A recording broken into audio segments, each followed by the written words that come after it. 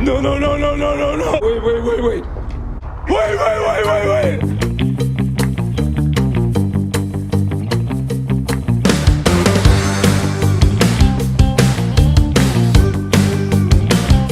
The Toronto Raptors beat the Chicago Bulls 110-101. What's going on, ladies and gentlemen? Welcome back to another episode of the Raptors Rundown. I'm your host, Yusuf Abbas, and coming out of the All-Star break against the Chicago Bulls, the Toronto Raptors are able to pick up the win. This was a lot closer than it absolutely needed to be. We are the much better team than the Chicago Bulls, but we did not act like it. It was kind of similar to the game against the Bulls before the All-Star break, where we let them in the game for way too long. They actually ended up making a run in that game to take the lead. And this one, they made a run to actually cut it to within like 3 or 2 near the end of the game in the fourth quarter, which was terrifying to watch, considering that I said we needed to at minimum win these games against these trash teams. If we had started off this post All-Star break run with a loss, it would have gone really badly for us. The biggest news going into this game was the fact that we were fully healthy for the first time in what feels like forever.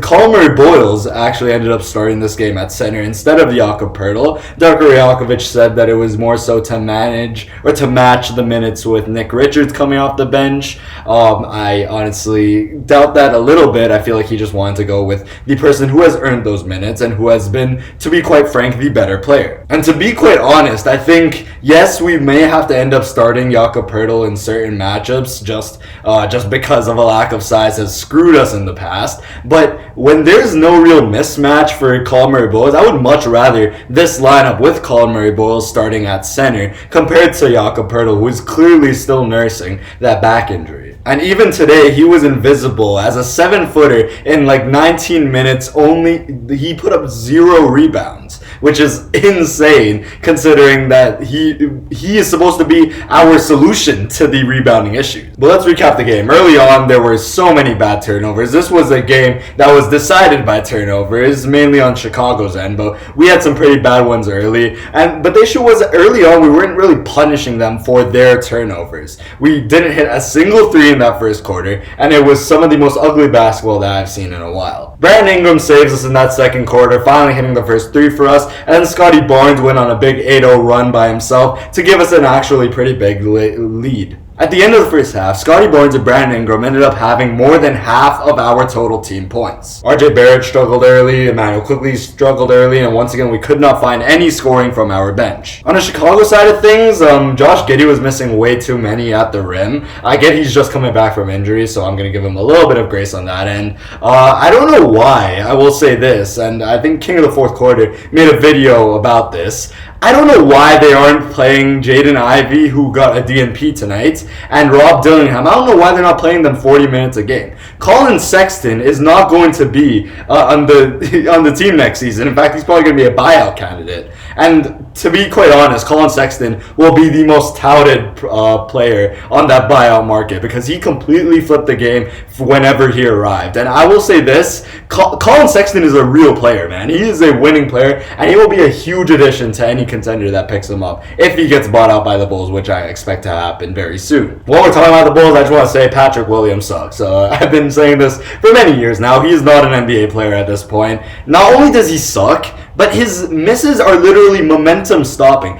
Colin Sexton would come in and make play after play, getting open shots, hitting some of his own. And then the ball would just go to Patrick Williams, and he'd chuck up a contested 3, and it would just stop the run. We'd go and score and stop their run. It would just halt any sort of momentum that they had, and I feel like this has been a trend for Patrick Williams over the years. Gershon Yabusele had another great game against us. A guy like Rob Dillingham and Trey Jones, they hit some big shots, and Chicago's bench ended up actually outscoring us 47-27 in this game. It ended up being a big run by the Chicago Bulls, headlined by Colin Sexton once again, and it became a 4-point game with 7 minutes left. And then Shed gets a huge steal. It leads to a corner 3, and that halts their momentum. And in this quarter, we had another near poster, by the way. I think Colin Boyles, Jacoby Walter, and Scotty Barnes all had 3 really close posters. 2 of them on Jalen Smith. Shout out to him. He contests shots really well. I think he's a real player. It's unfortunate that he's on such a bad team as Chicago is. is. I think this game also highlighted Jamal Shedd's defensive powers. I mean, he went from guarding guards to guarding Modest Buzelis, which was insane to watch. Near the end of the game, they actually cut it to within 2, but then Brandon Ingram saved us in this game. He made 2 incredible plays, drew the double team, passed it over to Colin Murray-Boyles, and that incredible mid-range shot, which ended up being the dagger to make it 110 to 101. Toronto Raptors win. Brandon Ingram was a star tonight. He took a ton of shots today. He only went 11 for 26 from the field today, but he went 3 for 5 from 3, and he ended the game with 31 points. But more importantly to me, 8 rebounds, 6 assists, and 2 steals, while only turning the ball over twice. I've talked about Brandon Ingram's turnover problem in the past. He's seemed to get it under control. That is going to be the next aspect of his game that I really want to see from him, taking care of the ball and the playmaking. We know Brandon Ingram is a very capable playmaker. And we've seen flashes of it throughout the season when he draws the double team and passes it to the wide open guy. Part of it is there needs to be better cutting on our part. RJ Barrett being in the lineup once again will help with that. I hope to see Brandon Ingram's assist numbers go up because of that. But yeah, the playmaking is there. He is a very capable playmaker. I need to see more of it, similar to this game. Other than that, I don't know who else went on. I mean, Jacoby Walter hit a couple big threes for us. He went 2 for 5.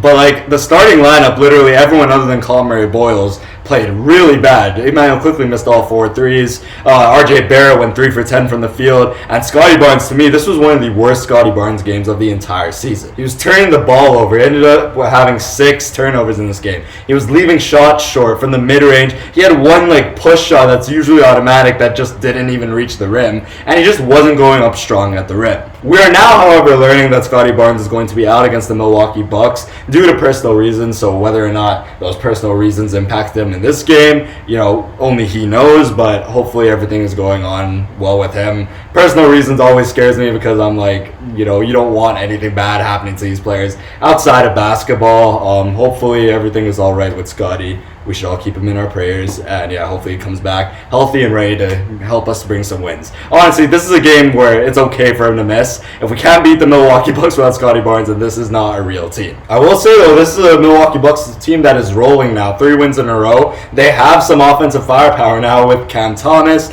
Gary Trent Jr. could go on his day, and then apparently Ousmane Dieng is giving them some good minutes. Jericho Sims has been improved. So this is a team that's actually kind of clicking right now. So it seems like a little bit of a trap game, but once again, need to make sure you are the better team. Limit Cam Thomas, limit the amount of threes that they take, and eventually we're going to need to hit some of our threes. On the Raptors side thing, I just want to see us execute much better in the half court. I think we can't rely on Darko's out of bounds plays or out of the timeout plays for our offense. We need to be able to initiate our own half court offense throughout the game. And at the end of the day, I've always said this, we're going to need to knock down some threes eventually. It's a make or miss league, especially come playoff time. Some of these threes, these teams are going to punish us if we're just going to be bricking from 3. They're going to leave us wide open if we're not able to punish them for that. And then that closes off the paint for guys like Scottie Barnes or Brandon Ingram or RJ Barrett, 3 guys who really thrive going towards the basket. With that being said, thank you guys so much for watching. If you did enjoy, be sure to like, subscribe, comment.